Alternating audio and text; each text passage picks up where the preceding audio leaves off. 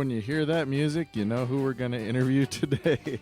Back by popular demand, Zero to Epic. In this episode, he is going to tell us about the final days of his trip. Would he do it again? Let's find out.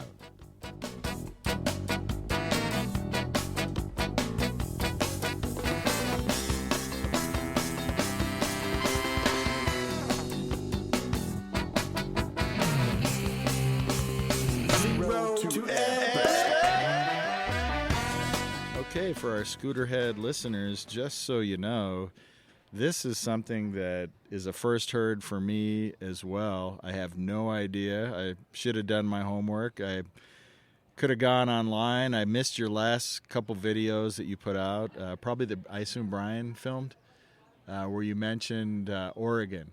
So I lost track. I had some family stuff going on and did some trips and things like that, but no excuses. But I just want to mention that this is a first heard for me.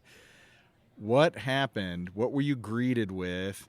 And what did you do when you arrived in Oregon? And I'm sorry, but I want to know, is there like some kind of food or something that you got in Oregon that you're like, I'm done. I'm going to eat anything I want. I'm going to do anything I want. Or did you have a giant frosty mug of ale, or what did you do? Tell me about Oregon. Well, my last day was from Albany, Oregon. Yeah, exactly. Wow. Yeah, yet another, cities, multiple. What do you call them? Multiple Albany. Multiple Albanies. Yeah, because I covered. There were several cities. Don't ask me which they are. That I crossed had the same name. So I went to Albany, New York, and I went to Albany. If you would have started in Maine, you would have really had a lot. My brain will fry. But anyway, so I chose it to be a shorter day. The shortest day of the trip was my last day because I wanted to get there early, still have a nice day. And it was a sunny day. So I went from Albany to Newport, Oregon. It was about 70 miles. And it was really nice because Nathan from Rev Rides, which is a company just outside of Portland. They're actually in Vancouver, Washington. Okay. And so he owns Rev Rides, which they are a scooter dealer. And great company, right? Yeah, great company. Yeah, I hear good things about it. So he joined me in Albany. He drove, and he was going to do the last day with me. He was going to ride the whole way to Newport. Was? Well, he was and he did. Oh, okay. And So, but he wanted to do it on an EUC, an electric unicycle. So he brought those, and he asked me if I wanted to try. I said, absolutely not. I don't think I'll ever get on one of those things, but hey, if that's your thing, awesome. I'm a scooter guy also myself. Yeah, so, but he also brought me, which was nice, 2 VSETT scooters to try out. So he brought me... and those are rebranded, aren't they, from is it Zero or some other company? You are correct, but they're not rebranded. And I spoke to Falcon. They just come out of the same factory? Yeah, Falcon PV in Singapore. They produce the Zeros and the VSETTs. And the way they explained it to me is the VSETT is the luxury brand of the Zero. So he says it's just like Toyota and Lexus. The Zeros are the Toyotas, the VSETTs are the Lexus. So he brought me a VSETT 10 Plus, which is an upgraded Zero 10X. And he brought me a VSETT 11 Plus, which is the upgraded Zero 11X, which is a monster. And 130 plus pounds. Yeah. So I rode them both on the last day for a little bit, and they were really nice. So I got 2 extra scooters to try out during Scoot America. But once we got to Newport, well, here's what was really cool is I was supposed to arrive on Sunday, okay, and this was a Saturday, but because of incoming rain, like 3 or 4 days before the end of the trip, we doubled up on one of the days to avoid rain. So we did a 180-mile day. What? Which was supposed to be 2 days, yeah. No way. So we doubled up. I wonder if that's a record, 180 miles in one day on a scooter? It may or may not be. I don't know. So that's what we did. So the trip was supposed to be a 30-day trip, became a 29-day trip. So then the Sunday arrival became a Saturday arrival. And my family, my wife, one of my daughters, and my granddaughter were supposed to fly in on Saturday into Portland, spend the night in Portland, and meet me Sunday when I arrived. But now I was arriving on Saturday. So they were on a flight, that was going to arrive at, 11:30 into Portland. Then they were going to drive 2.5 hours to Newport to greet me. So I actually had to take my sweet time on the last day arriving. But here's the irony, is getting from Portland to Newport, it's not like a straight shot. You have to go down, like south, and then west. And when you go south and you head west on 20. So I was riding 20, and they were driving 20, and they ran into me. So they're driving towards Newport, and they're like, "Hey, wait a second, there's Dad." Yeah, there's Dad on a scooter. Wow. So we stopped. Were you by yourself, or were there other people joining you? I was with Nathan, and coincidentally, he was on the unicycle. He was a unicycle, and we were parked on the side of the road because his unicycle ran out of batteries. So we were exchanging his unicycle. So they saw us on the side of the road, and they stopped, and I said hello. Hadn't seen my daughter. If it was my family, I think they would have kept driving. Don't look at him. Don't make eye contact. Maybe give me an Illinois greeting, if you know what I mean. So they stopped. So anyway, I'm going to say the last 10 miles, they basically just followed Brian, and we had another stop for me to switch. You got out and hugged and everything. Oh, absolutely. I hugged. I hadn't seen my daughter in over a month, my granddaughter in over a month. So it was nice to see my wife. So anyway, we hugged, and then they kind of just followed me to the finish line in Newport. When I got there, there were two people that I did not know who drove from Portland just to greet me. They're part of the Portland E-Riders group, and they just came to say hello, just to congratulate me. So there was no parade or anything. The mayor of the city, he was supposed to greet me, and he never showed. Really? So yeah, so there you have it, Mr. Mayor. Should have been there. I thought he was going to give you like the key to the city. Yeah, I was expecting this, a little bit of a greeting, I came a long way. You could have chose a lot of different cities to end up in. Well, I could not, because US 20 ends in Newport, so I was stuck. Okay. Right. But nevertheless, I thought it was a worthwhile, event to come and greet me. Little publicity, get on the local news. I mean, you certainly made the local news Absolutely, in a whole bunch of cities I did, that you yes. were crossing. So I did a lot of TV, a lot of radio. But and anyway, those are on YouTube, by the way, for any scooter heads who want to watch that. What do they? Just Google Zero to Epic or you know what? Scoot America? The best way to find me is just Google my name, Alex Simon Scooter, and it will populate with all my TV interviews, newspaper appearances, radio, blah blah blah. And it's ALEX. SIMON. Not ALEC. No, it's because Alex. when you say Alec and then the Alex, S followed by the S, you're right. There's probably people who get confused. Yeah, so Alex Simon Scooter, and you'll see all my interviews. So I did a lot of media, but nevertheless, I was so excited. It was a beautiful day. I arrived at the beach. Did I just point out something about your own name that you never realized? I never realized. Nobody, here I am, and nobody ever said that. I'm such a language nerd. It's ridiculous, it's isn't amazing. I'm going to make sure I say my name very slowly from now on. Alex Simon.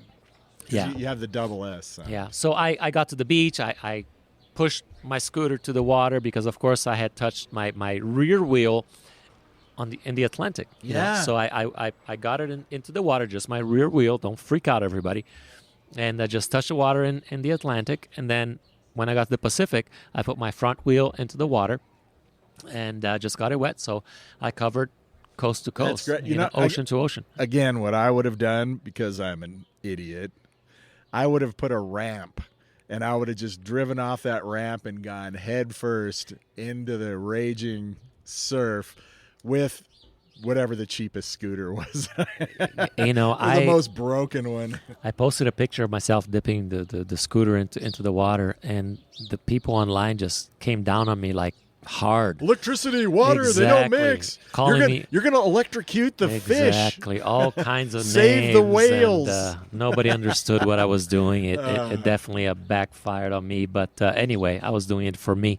And people can be dumb. I've noticed that in my journey through this life. It's okay. And anyway, but I did it, and I was thrilled to be there, and I was happy to be finished. And after that, to answer your question, I took my family and Brian, obviously, to a restaurant over there, Moe's in Newport. So if anybody knows Moe's, that's where we went.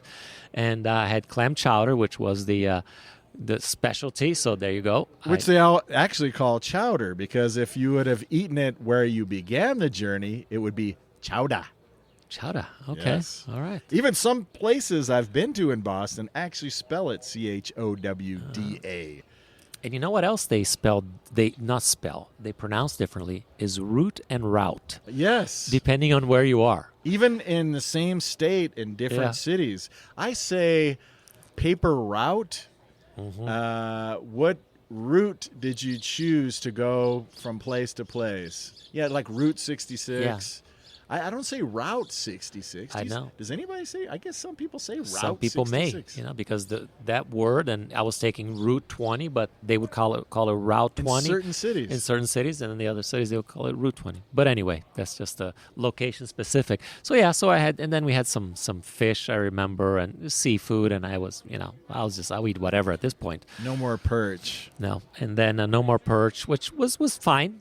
Perch is fine. It's not something I would You said order. The perch was fishy, but I've never heard anybody complain, this beef it's a little too beefy for me. You never hear that. And you hear people say when you eat something exotic, they'll say, like rattlesnake, they'll say, tastes like chicken. But you never go out and get chicken and go, wow, this tastes like rattlesnake. Interesting. I don't know why. Because there is a fishy, and I think everybody can relate to fishy. You're eating taste. fish. Yeah. Shouldn't it taste like fish? Yeah, but ahi is not fishy. You're right, especially ahi raw. Is delicious. I love ahi. it. Oh, yeah. So anyway, so then the next day, I had a day to kill. We went around Portland, just checked out the city, which I was underwhelmed, by the way. Yeah, I was a little bit too. And I was there before the craziness. I was there 15 years ago, and I loved it. Yeah. And I was there this time, and I did not love it. Yeah. I don't know. The city is just not doing well. Yeah. The stores are all closed. But everybody's moving there. Maybe because real estate must be dirt cheap. I know somebody that moved to Las Vegas from Portland, and I think to rent a U-Haul trailer to bring his furniture down from Portland to Las Vegas was like $12 or something. And it's because they have such a glut of people renting trailers going there that they need people to get them and spread them out across the United States. So it's really expensive to go from, say, L.A. to rent a U-Haul to go to Portland because that's what everybody's doing. But then to get it out of Portland, they're almost willing to pay you. It's like down to nothing. Yeah, so I spent the day there, and then my family flew back on Monday morning, and I had to drive the car because Brian stayed there. He flew back to Massachusetts, where he's from. So I had to drive back to the trailer and the car to Las Vegas. So I was scheduled. It's a 16-hour trip, and I was scheduled to do it in 2 days. I said I'm going to drive Monday, and then I'll stay somewhere, and I'll drive Tuesday. But I was so looking forward to coming home. I knew what you were going to say. Oh yeah, I drove the whole way. I drove the whole way. I never stopped to eat. I just stopped to get gas, and I ate whatever Snickers I could find on the way. And at 3 a.m. I arrived at my house, and my wife thought a burglar was coming in. And shot you. Yeah, it shot me. Good thing she doesn't have access to the guns. So I could not wait.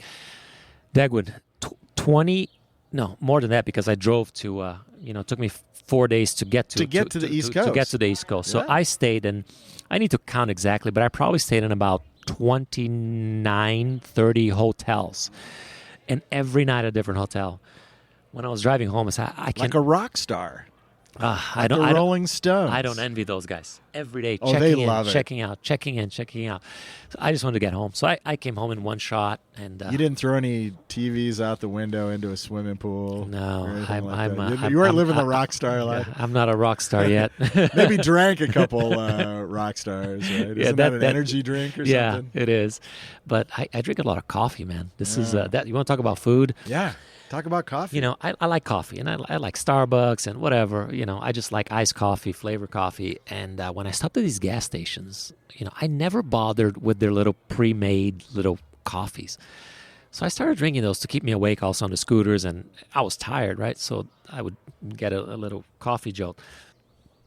But I discovered these like they have all these flavors, even hot coffee. It's not just regular coffee. They have these machines. So you're not a purist. You can go with all the different flavors. Yeah. So I saw this coffee machine that had different flavors. They call it a cappuccino machine, and they had like Cinnabon flavor. No, that seems wrong. They have it's probably chemicals. White chocolate caramel, salted caramel, Heath bar flavor. It's like, I'm going to try all these things. Some better than others, but sweet, and I like sweet.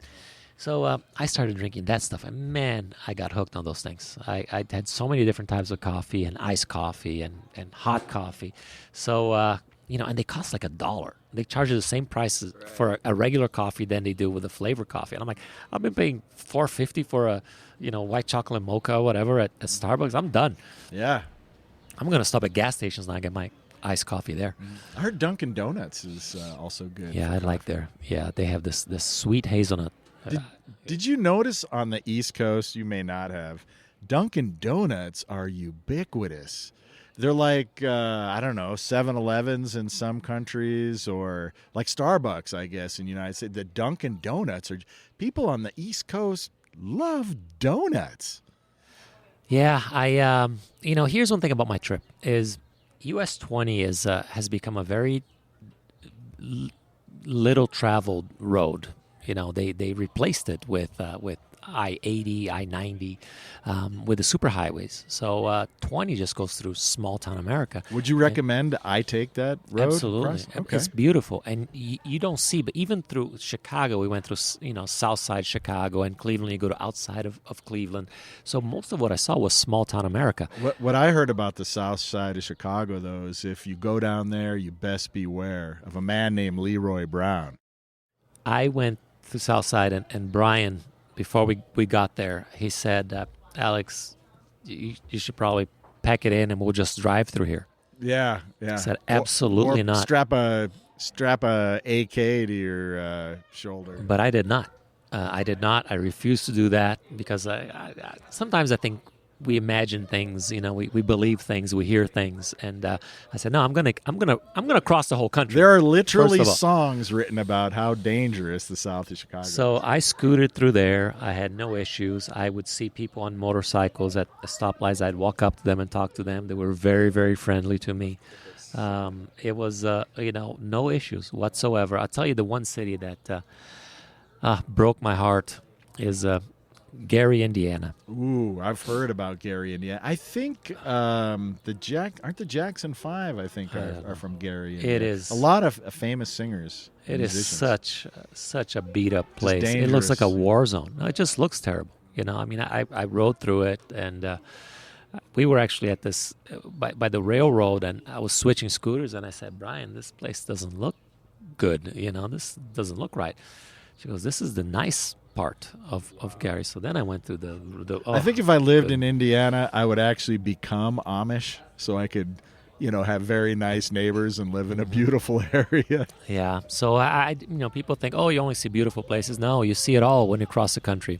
And you cross the country through a small town America. You see devastated cities. You see great cities. Nebraska. People are leaving Nebraska, the farmland. So many cities I went through, and one thing in Nebraska is every city, when you get to it, it has the name of the city, that you're getting to, and it has a population. So I started seeing population 20, population 15. Got to one city, population 4. It says on the sign, on the side of the road, population 4. So you said, I got to check this place out, right? Because you see several houses. Like, how is it 4 people? There's like at least 10 homes. Right. So you started driving through the city, all the houses are empty. Wow. So we found this saloon, a lot of saloons still in the Midwest. Maybe a lot of cities that have homeless problems, these people should just go take up residence in some of these houses. They could. There's nobody there. So I asked these people, I said, what's going on with your cities? And you see the schools, and the school said, school opened 1889, closed 2019, closed 2018. So I asked them, I said, what's happening to your cities? They go, well, the younger generation doesn't want to farm anymore. These used to be all individual farms. The younger people are moving into the cities. They're leaving this. So the farmland is getting sold to corporations, and they just set up I guess some sort of place for the employees to live, the farmers to live. Giant machines that just go across the land and scrape up all the crops. So the cities are disappearing, literally. I've heard good things about Omaha and Lincoln, though. I know I didn't somebody go who through lived there. in Omaha. Yeah, you didn't go through there, but I got a buddy whose wife was in the Air Force, and they got posted there. Yeah. He's from Hawaii, so I thought, he's going to hate Nebraska. Loved it. But if you go through where I went, through the farmlands and because I was doing 20 Route and 20, 20. Route 20. Route 20, Route 20. And I my entire life, I only lived in cities that are growing cities. And my ignorant assumption was that every city is a thriving city and growing city. But when I crossed the Midwest, it's the other way around. So I started seeing cities that are literally disappearing. The schools, I met this guy, a bartender, he goes, yeah, we had a school here, and it closed a couple years ago because there were not enough children to go to school. So now the kids have to drive, 30, 40, 50 miles every day just to go to school in the next city. And here's something else I learned, a little bit of history. So I started seeing that most of the cities were about 10 miles apart, right? So I was like, why don't they just make one large city instead of all these cities, small cities 10 miles apart? So I asked Brian, who knows everything about 20. He goes, here's what happened. When they built the railroads, the train needed water for the engine to run, and the water would run out about every 10. So you'd have to have another one. Yeah. But it was actually like 100 miles, like 100 miles or whatever. So so you have all these towns, just there, but they're disappearing. I mean, it's crazy. So you see a lot, you see a lot of nice things, not nice things, a lot of different people, a lot of different accents, a lot of different personalities, East Coast versus West Coast, and even political affiliation. You start seeing, and you see signs on the side of the road. People are very outspoken, and you do everything in such a short period of time. I go from a state where everybody's just, nobody wears masks, and everybody's, just different attitudes, different outlook on life. And then you cross into Oregon, and it goes back, and like everybody's wearing masks, and people are looking at you funny, and I actually didn't even know when I would cross into, because the laws were changing as I'm driving, right? So the CDC lifted the mask mandate. So even when I researched what states required masks when I started my trip, it changed. When I'm coming through, it's like that day it would change. Yeah. So I come into a hotel, and the first thing we do is we stop at the hotel, and I walk in with my mask, say, what is the mask mandate over here? And they will tell me. And it was really interesting. Well, that is fascinating, and you gained experience that few people will ever gain, if any, and I'm sure you'll remember it for the rest of your life. So here's my question to you. Knowing what you know now, would you do it again? It's a great question. I would like to say yes, but I will probably say no. How about north to south or south to north? Okay. Although there might be a problem with mountains or something. Right. You'd have to choose. And people say, well, why wouldn't I do it again? It's a dangerous trip, and I don't like tempting fate. I made it. Would I recommend it? Would I recommend crossing the country? Absolutely. Want to do it on a motorcycle? Want to do it in a car? Maybe even on a bicycle? Because there were some shoulders which were gravel, which bicycles could handle, which my scooters wouldn't do well. So I couldn't go on the gravel. And I think bicyclists get a lot more respect than scooter riders do. People are like, oh, is this a person on a bicycle? They're going slow. I'm not going too slow, but I'm not keeping up with the cars in some of these parts. So they were bothered by me. So I think safety-wise, I would not recommend the trip. I think I was lucky to get away without hurting myself. So I don't think I would do it on a scooter again. That said, depending on the road and depending on the condition, depending on if I can get maybe an RV to follow me, I don't know.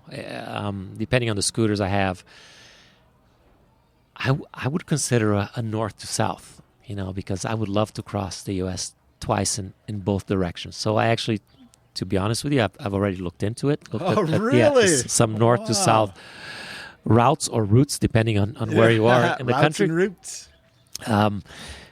Haven't made a decision. Not sure that there will be my next adventure, but I think it would be pretty cool if I could do it. I bet in the both furthest directions. I would suppose would be North Dakota to the southern tip of Texas would probably be the furthest. Yeah, of course I would do the shortest. You know? Or maybe the southern tip of Florida. That would be cool. If you start up in Maine and go down to the southern tip of Florida. All the way to I know there's a Key guy. West. There's a guy who did just Florida. Yeah, he did just Florida. You know what I would like to do? And it's not the longest, but I think it would be the prettiest, and I would actually enjoy it, is, the US 1, PCH. Yeah, California. I looked Pacific at that. Coast It starts Highway. all the way up in Washington somewhere, Right. and it goes all the way down to San Diego. Yeah. I think I would really like that. From Canada to Mexico. Yeah, I could do Yeah. Canada to Mexico. I don't know. Sky's the limit, but I would Big change. Sur, you'd go across that giant Correct. bridge, that beautiful, beautiful bridge. Yeah, so I think I would like to do that, but I'd have to check the roads. I'd have to check, what kind of roads are they, the shoulders. I don't know.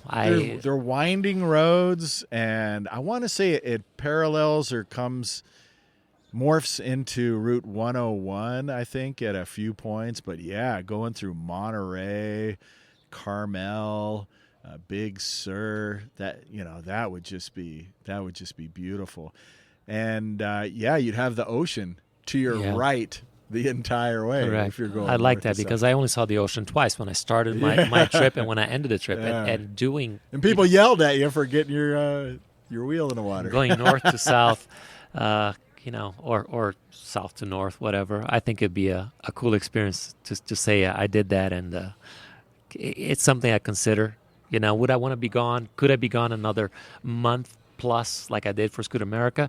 I hope my work situation doesn't allow me to do that, because the pandemic was... Well, I don't think it's 3,665. Well, it's certainly not. So I would miles, not do right? another 30 days. So it's not. Maybe you could do it in 3 weeks. If I get a Ryan, I could do it in that's a lot less. I got to talk to the guys at Ryan and see if they will if they'll sponsor me with that. sponsor Yeah, you, I could yeah. make it a lot faster. Hey now, Zero to Epic talking to us once again. I try to nail him down when I can because I get a lot of feedback saying scooter heads around the globe like hearing the adventures and misadventures of Zero to Epic. So I learned a few things. I hope you did too. VSETT apparently is the Lexus of electric scooters by design. It's intentional. That was kind of cool. Gas station coffee, why Middle America is disappearing. But that wraps up episode number 28. If you'd like to hear from him again, stay tuned. We're going to talk to him a little bit more about the individual scooters he rode and bicycles versus scooters. I may apply a little motorcycle analogy because I like 2 wheels. Until next time, keep the shiny side up and the dirty side up.